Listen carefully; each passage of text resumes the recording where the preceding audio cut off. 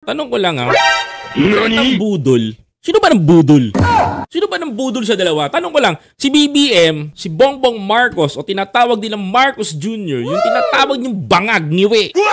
Diba? Yun yung nagtatrabaho ngayon, mga kababayan ko. Yun yung naggumagawa ng mga project na iniwan at binitin ng tatay mo.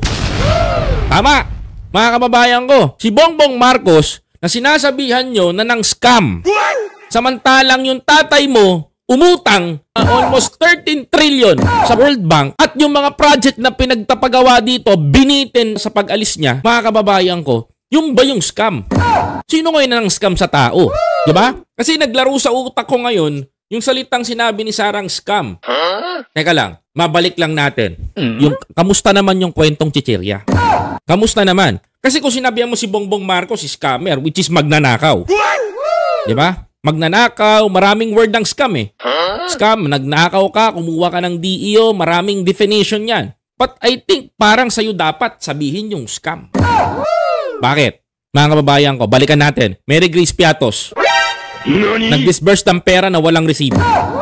Confidential fund. 612.5 million pesos na hindi nyo maipaliwanag. Literally, yun ang scam. Kaya ka nga pinai-impeach. Diba?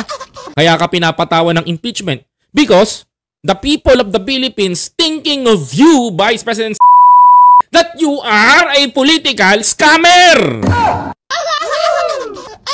A politician scammer. Tama? Literal na scammer na hindi mo maipaliwanag kung saan mo dinisburse yung pera. Ngayon, pinapatawag ka sa Senado, nagkukubli ka sa mga senador na na inaambunan mo. Literally, yun ang scam.